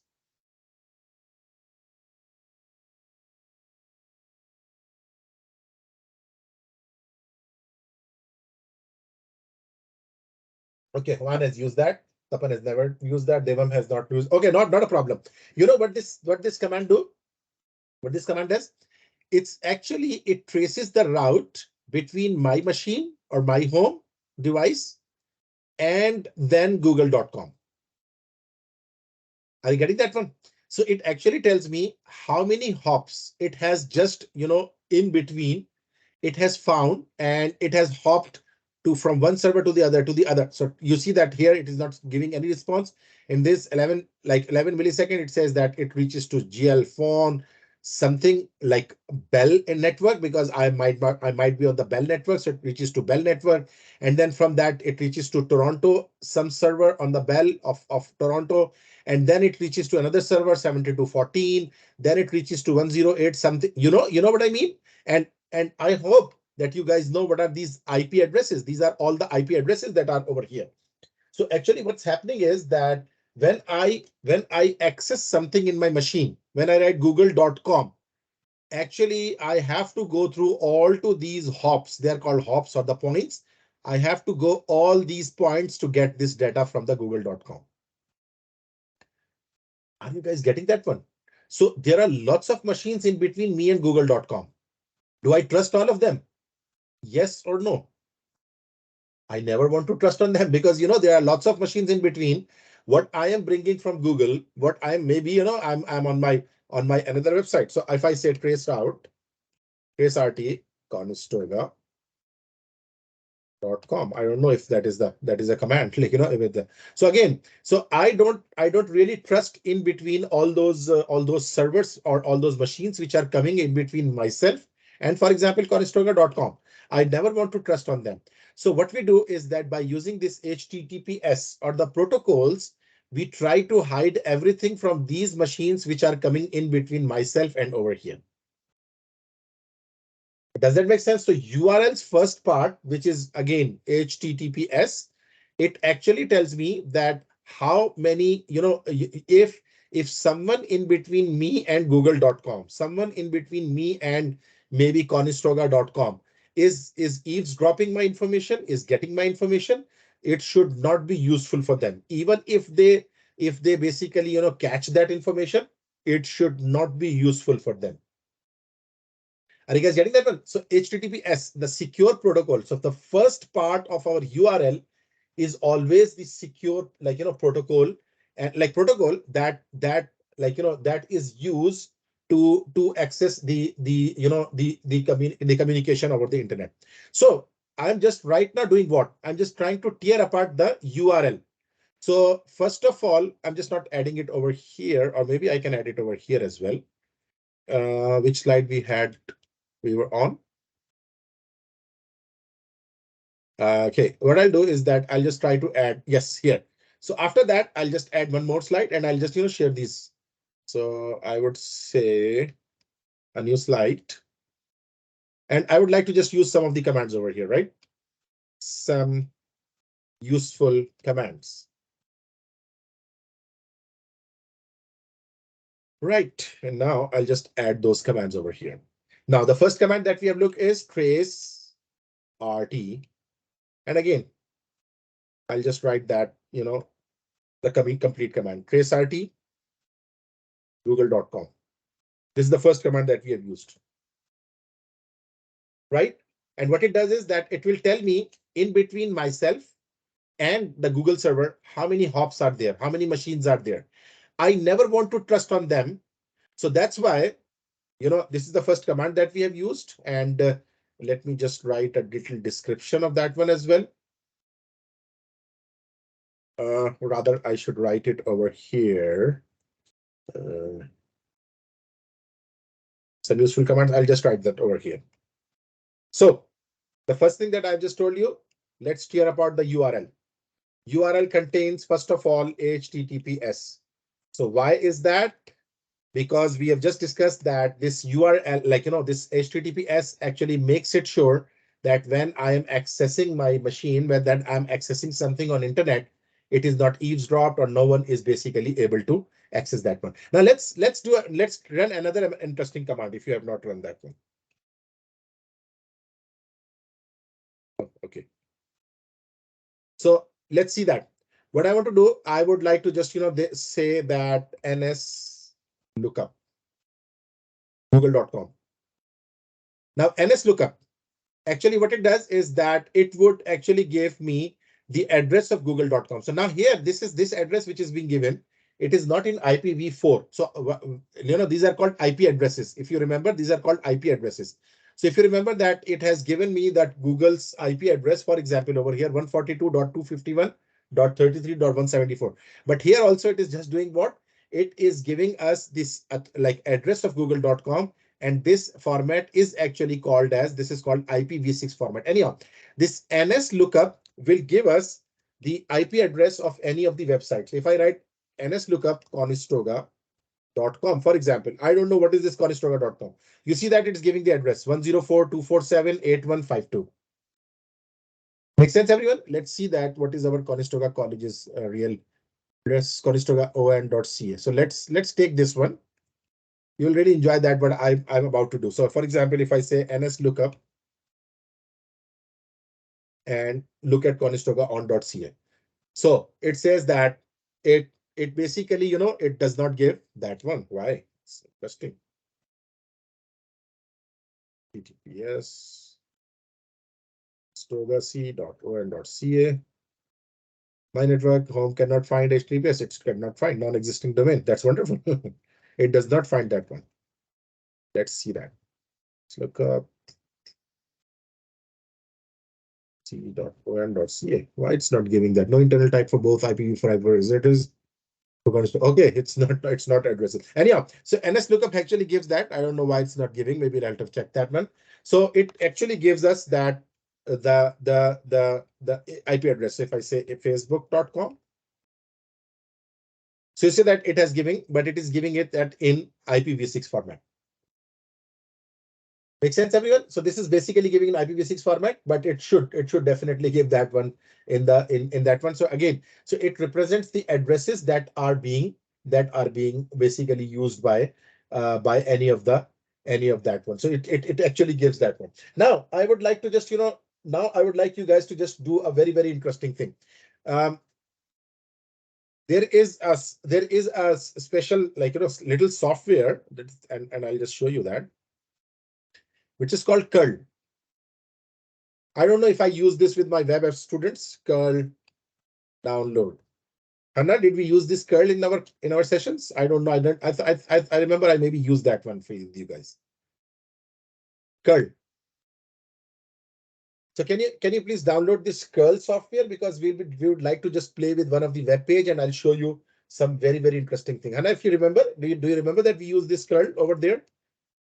Just download it for your own browser, of your operating system. You can just download that one. And after downloading, I would like you to just show you something. So for example, we have a Wikipedia page, wikipedia.org. Now, if I just show you something interesting, this Wikipedia page is at https www.wikipedia.org. Now, I was talking about the URL. The first part is actually it's actually the protocol that is used by the websites for the communication, so that again my communication with Wikipedia is always secure and there is nothing happening. Then we have this www.wikipedia, and this is called domain names or domains, and DNS servers, they are called domain name servers. I'll just write that one over here. After www or https, what is that? There is called domain name. For example, if I just show you, if I say wikipedia.org is the domain name. Are you guys getting that one? And it's actually what? It's actually a physical mapping of the address of Wikipedia. So if I say ns lookup and I say wikipedia.org, you see that it's just giving us some IPv6 address of wikipedia.org. So the mapping of this Wikipedia's IPv6 address is basically wikipedia.org. Make sense, everyone? So that actually is, it's called domain. So it's basically domain name and it's the mapping of the IP address. So IP address is mapping. So it's IP address map. Make sense, everyone? Now, the other things that I want to discuss over here, that would be quite interesting. That this Wikipedia page, I want to access it not with the web browser, but by using the curl. Now let's see that. Okay, I just closed that one. I'll just open that command again, command prompt. Have you guys downloaded the curl? Anyone? Those who have downloaded the curl can let me know, please, because I'll be using this curl over here. That's wonderful. Tapan says yes. Now I'll try to do something which is intentionally wrong because I want to show you a few very, very interesting things. So if I come over here and I write curl, right? I want to access again the Wikipedia that I have just, I've just shown you. I want to access Wikipedia and I'm just trying to accessing Wikipedia and I write http wikipedia.org. It might does not show anything. Why? Because I want to add the adders include http www, not www, wikipedia.org. Now, please write this command curl -- include if you have installed the curl and see that if it runs with you, like, it shows the same thing that it's showing to me. So Tapana says yes. I hope everyone else also has downloaded that one and running the command and getting the same, but type exactly the same what I have. Hannah, that's wonderful.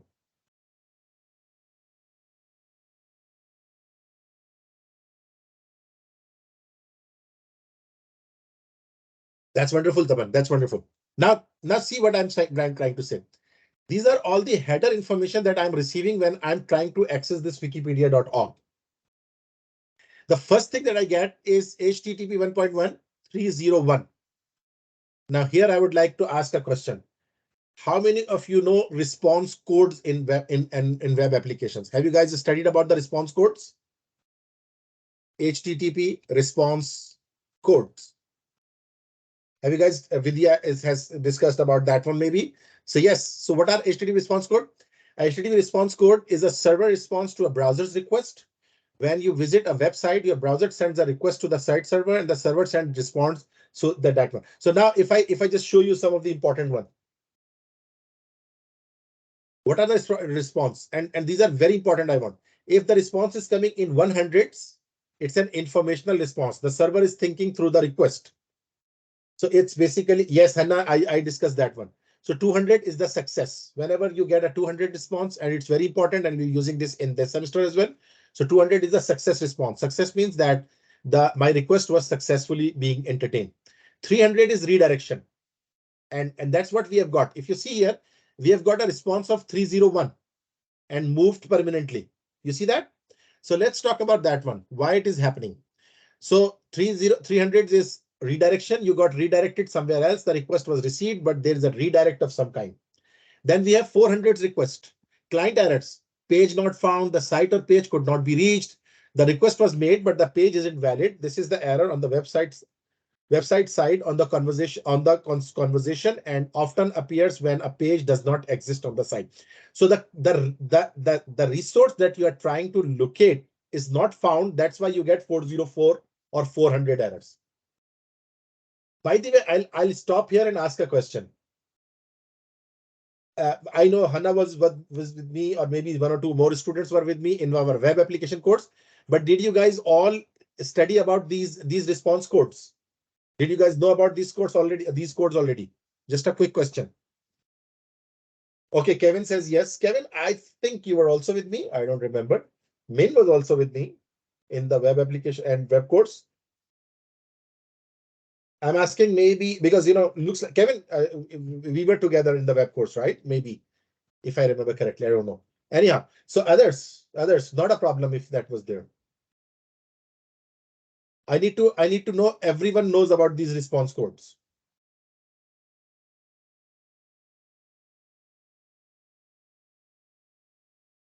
Tapan Patel is typing something. I don't know.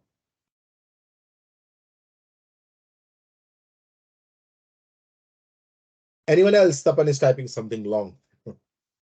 Little touch on that thing. Okay, Tapan, little touch on that thing. But again, I would like to just discuss about that a little, because I told some of the students and they would have forgotten up, by the way. But I would like to just mention few important things over here. Others, like I would like to have others response. Randall, yourself, and maybe Ansh. I did not get your response on this question, and maybe others who are here. So little. So anyhow, when the client side or the resource has a problem, we get the 400s response. Then there is a 500 response that you get server errors. And if my student remember, I always tell this story when I'm telling response codes. Even in a Google interview, one of my student, he was asked a question that someone is trying to access a resource and they are getting 500 error. What is the problem? If 500 is the error. So that question, the answer was that server has a problem. Not the source, not the resource, or not the client, but the server has a problem. So if server has a problem, you will get a 500 code. So for example, if someone asks you an interview, if you are getting a code like response code of HTTP response code of 300, what is that problem? You will say that actually redirection has happened. The resource have been moved to somewhere. Tapan, are you getting that one? All those who did not know about that one, are you guys getting that one?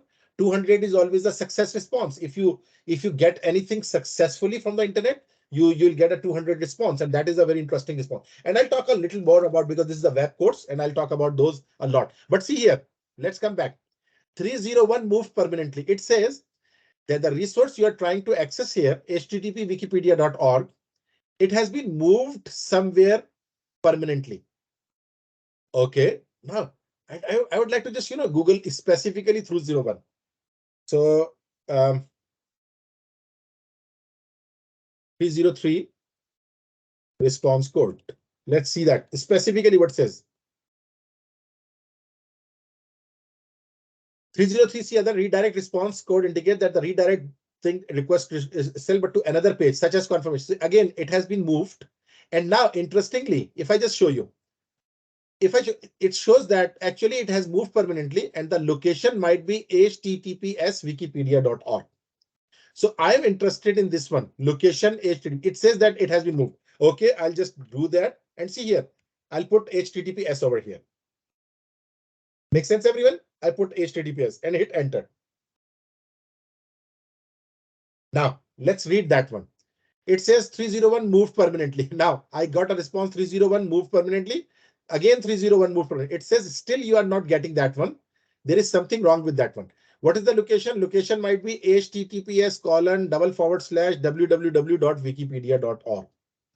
Does that make sense to everyone? It says that actually it should have a www as well, because you are using the wrong thing.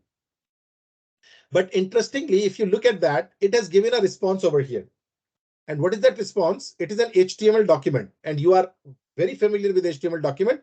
It has a doc type, it has HTML head, and it has a title 301 moved permanently. And it has a head ending over here in the body.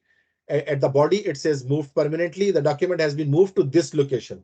It says that you have to just go to this location. Are you guys getting that one? So still I'm getting a response of 301. Now let's come back over here and let's again curl, but now with the most right address, www.wikipedia.org. Make sense, everyone? Now let's see what will happen. Hit enter. Now, Hanna, it gives you complete Wikipedia page. Actually, it is now right now showing, you know what? It is showing this. And this is in the textual format. And before 1992, you can imagine people used to use internet like this. This is all Wikipedia page. I'll show you very interesting things about that one. Where it has see here it is starting. Hanna, look at that. Response code is 200. Do you remember 200 was what? Okay. So it means that now I have reached to the right resource. 200 okay. And it says there are lots of things. And now here comes the source of the document. Are you guys getting that one? This is the source of the document. And it's so big because, it's all the HTML. It's all the Wikipedia pages HTML that is coming over here. You guys understand that what I'm saying? You see that it reaches over here. It's all the HTML file. So curl is a way to access your web pages, not by using browser, but by using our, our command line.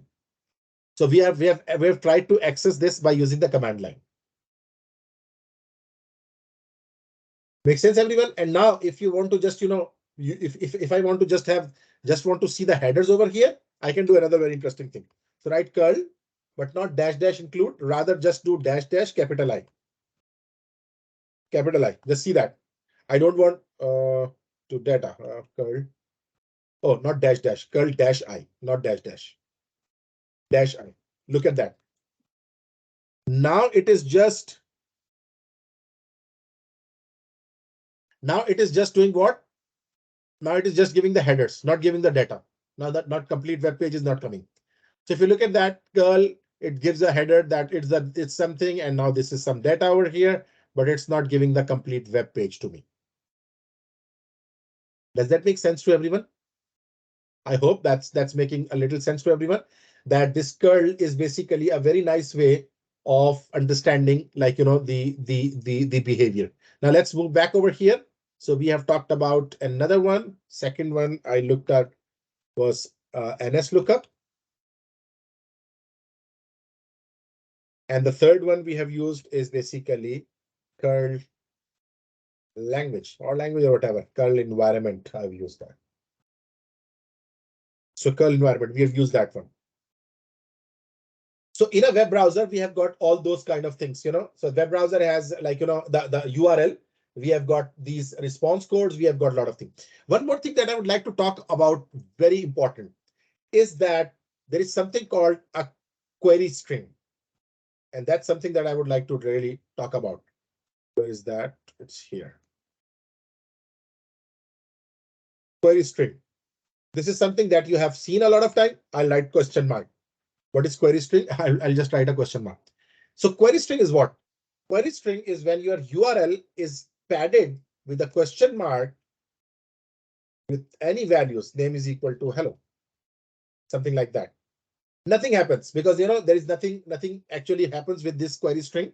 But actually query string is what? When you have a question mark and there is a key value mapping, something like that, key value mapping. It's called query string. What is query string? Some extra information that you want to pass on with the web page and instruct something to the next one. And I would like to show you something. So if I write HTML, I'm searching something for HTML. I've got this over here. If I come over here and I want to show you the power of query string.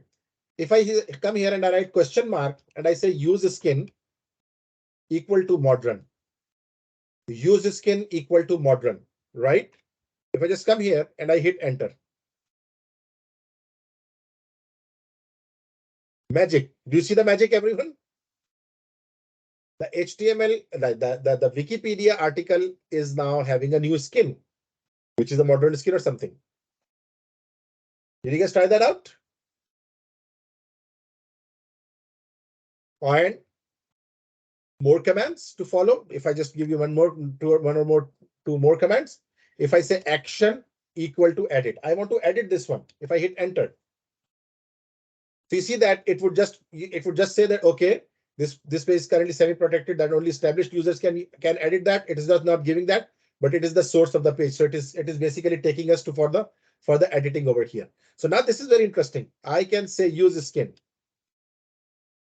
equal to, and there might be multiple values of that one. If I say modern, it is just changing the use skin. The skin is changed over there. This is called query string. So query string is what? It's the padding up of a question mark and a list of key value pairs that give different options for a web page. Make sense, everyone? And let me just try one more. Action is equal to history, I think. Action is equal to history. If I want to say that, what is the history of how much people have changed? You see that it just says that on on August 18th of August, someone just contributed to that, and these are all the history of that one. Yes, Hannah, it works with any of the page. You're right, but of course, let's do that, Hannah. Your question, and I'll take that. So, for example, if I just come here and I say use skin equal to modern, you see that it says that, for example, it has just changed the skin of. So it might be available for some over the others. So it might be available for, like, for Wikipedia, it's available. And let's see that how else, of what else we can use. Use skin query string support. So let's see that how much it just use that.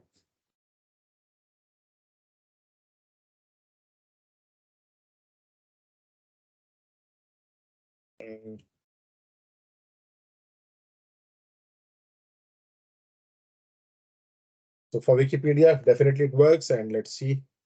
Yeah, so it's, you see that Wikipedia skin. So Wikipedia has different skins, if it is supporting for that one. So if someone, like any of the website, they do have anything that they support, they would definitely work that. So if you see that use skin is equal to vector. So let's try that one.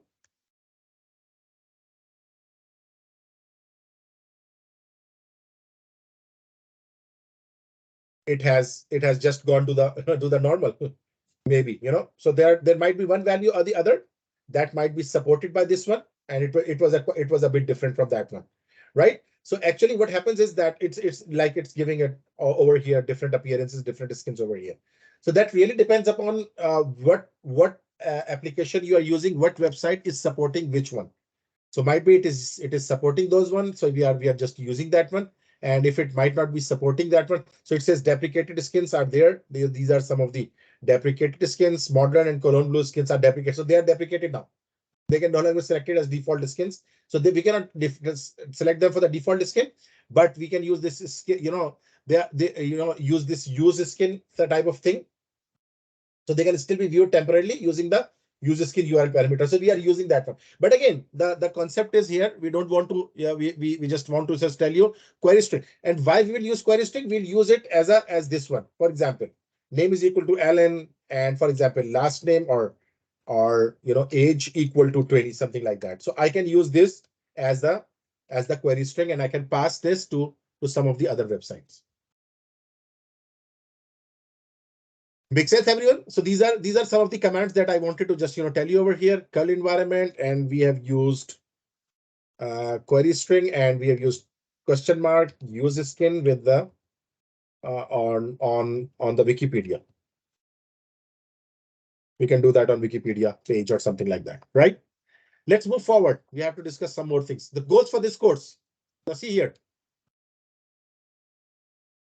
Goals for this course. Some goals of this course are get you programming in C# using ASP.NET Core.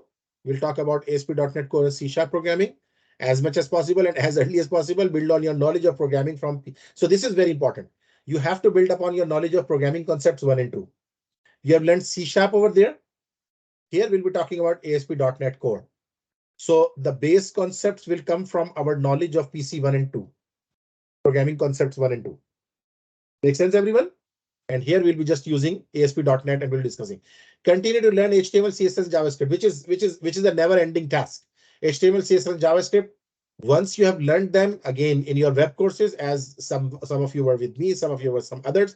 But again, if you have learned them once, you will be just using them all over. So then we have continue to learn HTML, CSS independently using them. Build on your previous web development skills, and you have to just build on that previous skills. Goals continue to do as much as practical work in the class as we can for you to become increasingly independent. Remember, try 3, right? That is, if you have a programming question, you try it out in the code to answer it yourself. If I manage to teach you this, then the work is done. So you have to just do that. So introduction to web technologies. Some of the web technologies that are around these days. There's so much to learn. There are many technologies that are related to the web and web development. Here we'll provide a high-level introduction to the overall landscape. How many of people know about who's this? Do you guys remember those who studied web, Web 1 with me? They would have remembered that who is this guy.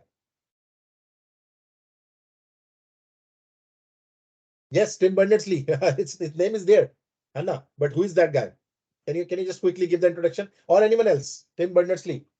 He is basically called the father of modern web, the creator of modern web, the browser, the HTML, father of HTML, by the way, in one way or other also.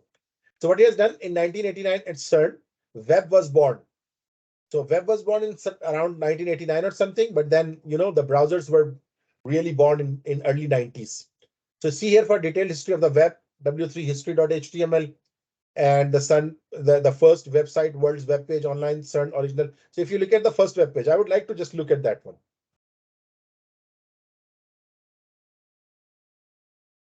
Yes, this was the first web page. I don't know where's the link for, yeah, this one. So this was the first web page. You guys know that? This was the first web page. So that was created, and the World Wide Web was born at that time. Right? So now, so there are lots of interesting information. You can just look at that one. Tim Berners-Lee is one of the guy that we will be looking at. This was the first web page, info.cern.ch, hypertext www.project.html. And this was the page. You can imagine that how interesting this page was. Anyhow, so why he developed this HTML? What was the use of this web? Diverse scientists at CERN or visiting CERN from all over the world, all using different computer systems, unable to share any of their papers, documentation, results. Tim Berners-Lee proposed a way to share documents and data over the internet, and then he rolled up his sleeves and built the first version. Do you guys know the purpose of making websites or web development or web? Was to share, to have a common uh, uh, supporting environment where people can share their information and can use that information. Is that making sense to everyone? So Tim Berners-Lee proposed a way that web should be the way. Again, there should be a way where everything will come as the same. So what they did, that is, what did he create? Perhaps a better question is, what did his original creation lead to? So it's basically his work led to some of the interesting things. Three fundamentally important standards for the web and web development. HTML, the markup language for specifying hypertext documents, right? What is in the document. HTTP, the protocol. A protocol two agents will use to transfer these hypertext document between.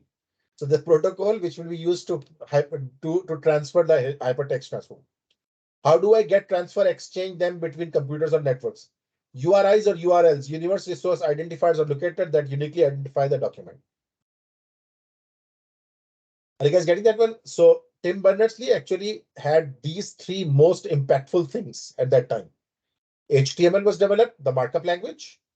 The protocol was developed, hypertext transfer protocol, and the URIs or URLs that specifically lead to the address or the resources on the internet that were there.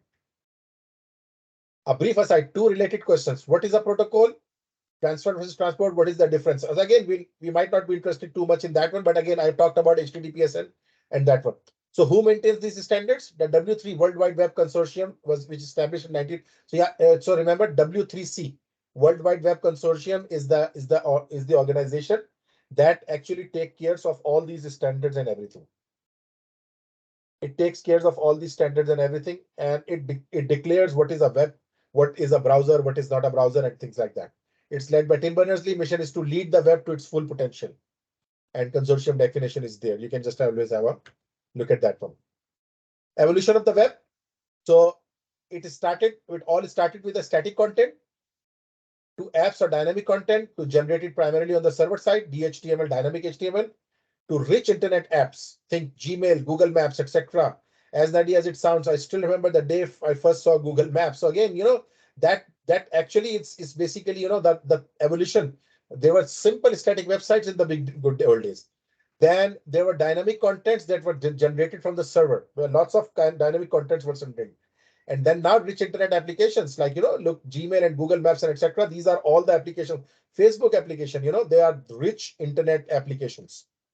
So that's from the static component to rich internet application. Old web apps consist of only two possible user events: clicking on a link, submitting a form. Right? Or a first ASP.NET Core demo you will see later. We'll talk about the first demo that you'll see. It's basically old web apps style. It will just have a simple clicking or something and then some linking on that one, nothing else. And internet and HTML was specifically meant for these clicking on the start in the start. Right? Web apps for today. Let's see if we can look under the hood a little for Google search, Gmail, Google Calendar, Maps, Facebook, Twitter. These are all rich applications. And can we look at some of the inside of that? What exactly happens when we go to visit a web page? HTTP, some IP address, and then page name, or even conestoga.c. Let's do in the browser of your choice and then using curl. So we have used the curl and browser and everything, and we have seen that these are the browsers that happen when we run our applications. So explorations, can we simulate exactly what the browser does, what computers and apps processes are required to make this happen? What if some of the server processes are not there? What if some of the files are missing? So, these all will have their all like implementations, implications. So if you see that, can you just tell you what happens when a browser, what the browser does? Where I write www.google.com, what happens on the web?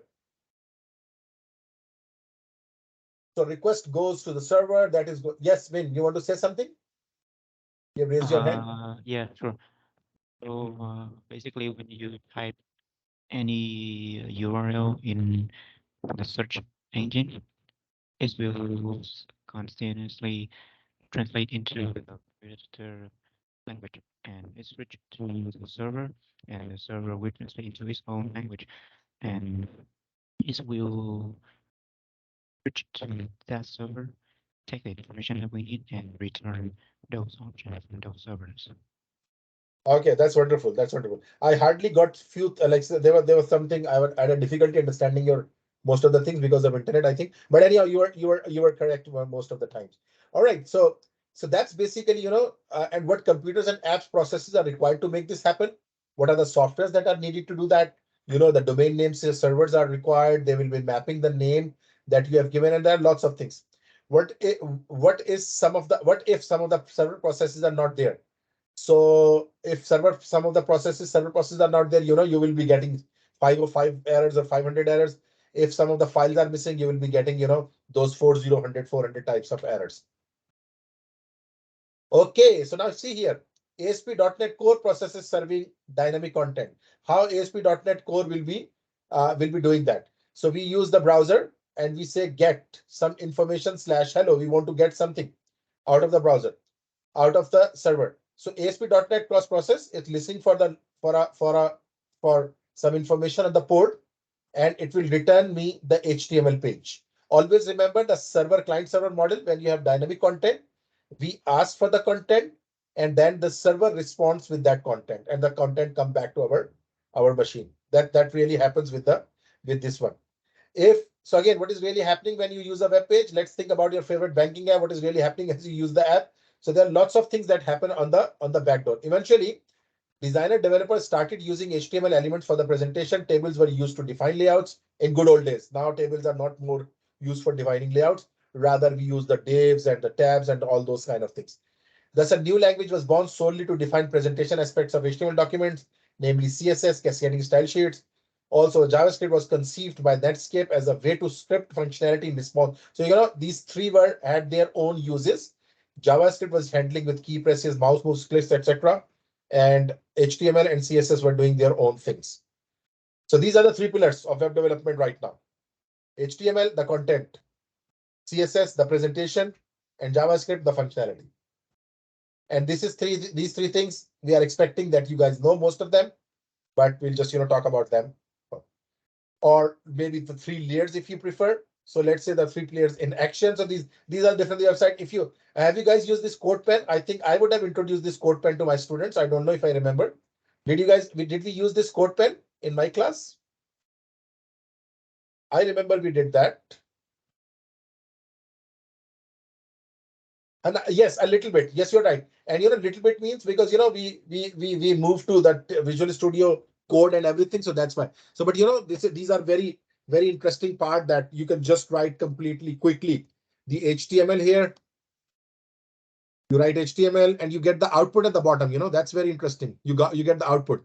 So if I say H1 and if I write styling and I say color red, so you will see that they will all act upon that. So you see that it's a just-in-time compilation, and those who want to just maybe test a lot of things over here, they can just do that one of that. So for example, if I come here and if I write a paragraph and I write with an ID, so I say ID equal to P1, for example, I am some text. So it will say I am some text.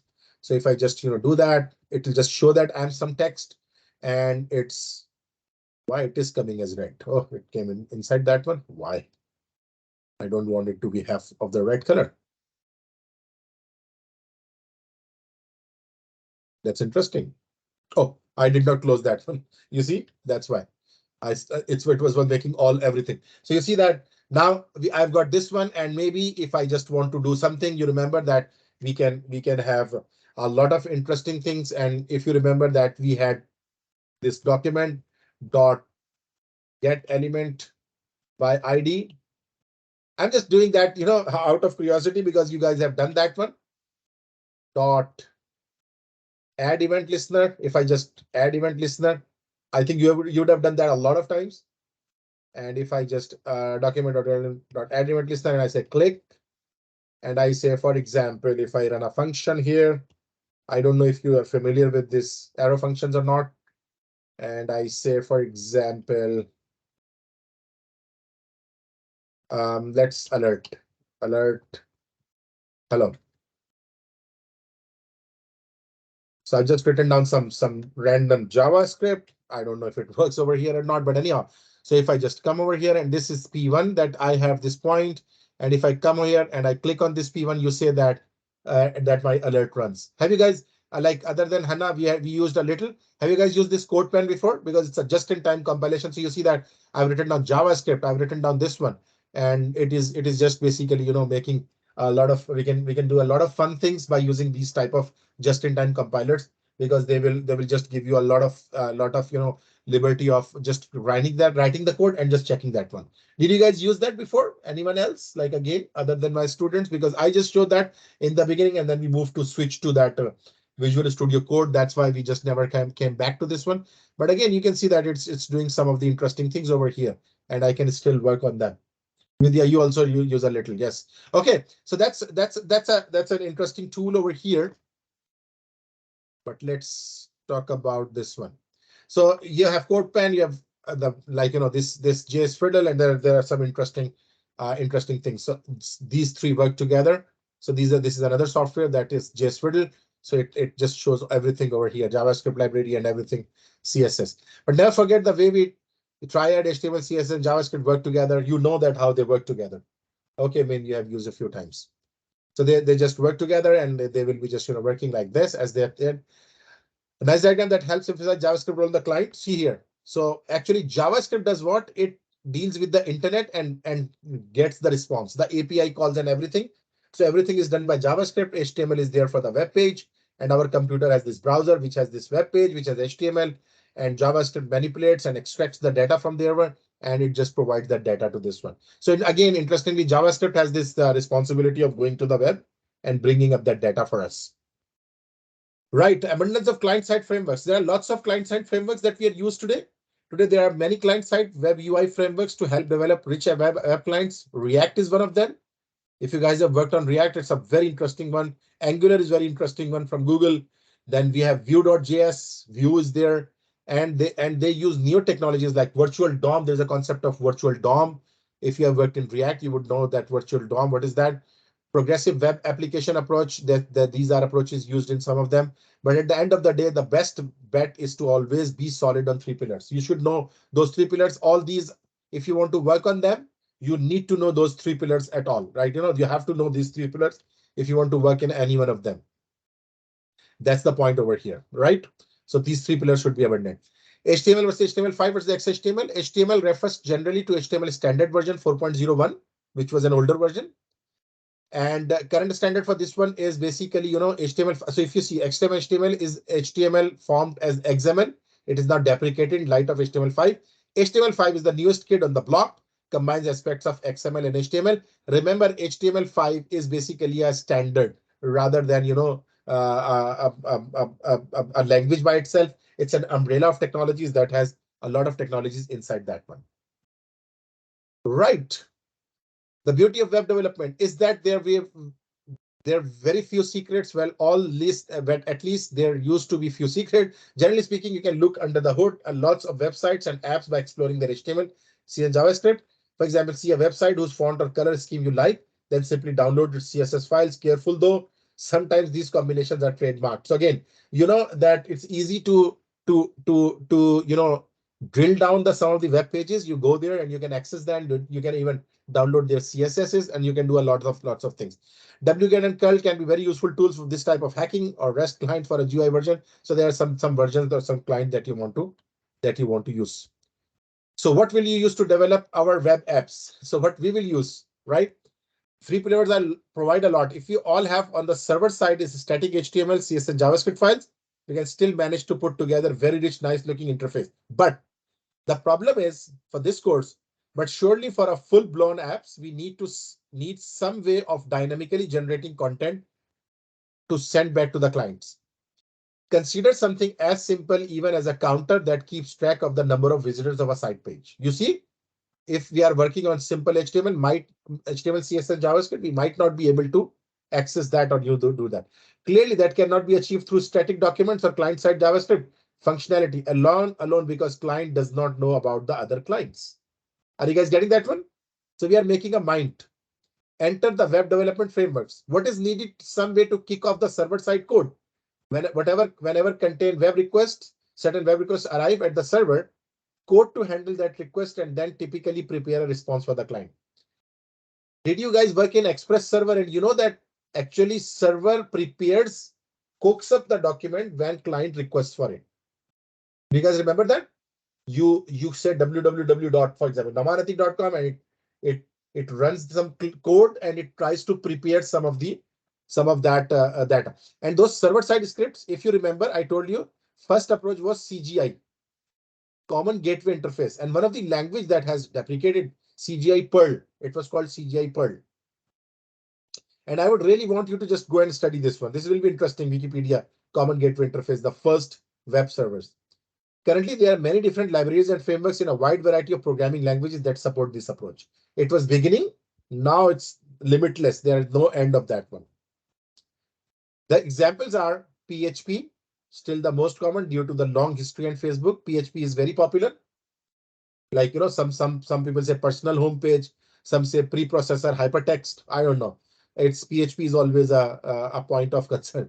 Ruby on Rails, ROR in Ruby, Flask, Django, and web.py in Python, ASP.NET Core in C# or VB.NET from Microsoft, and of course the old ASP.NET approach. So we have ASP.NET Core now that we use in C#. We can use that in C# or VB.NET from Microsoft.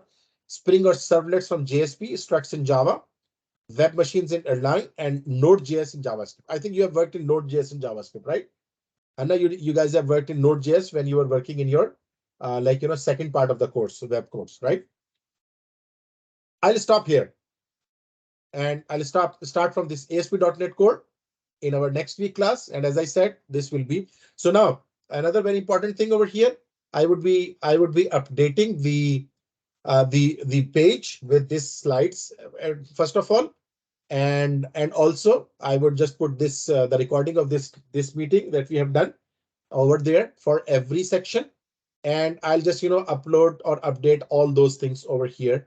That would be there. So this is section 8 for your course, and then I'll add this for everyone, and I'll just add all the components that are there. So we are stopping here, by the way, and I'll just continue from this point onward where I've stopped, and I've stopped at introduction to ASP.NET because I want to discuss this ASP.NET Core because I want to discuss it in class physically. So there are few slides left in that one. We'll just discuss them and we'll get our hands dirty in our next session when we meet in person.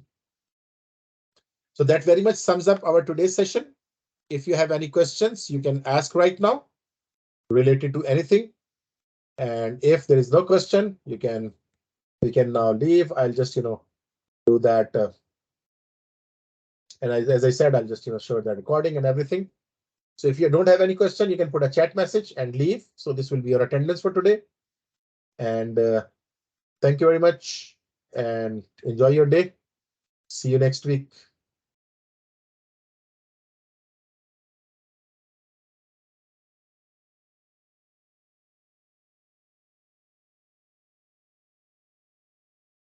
Thank you, Vidya. Thank you very much.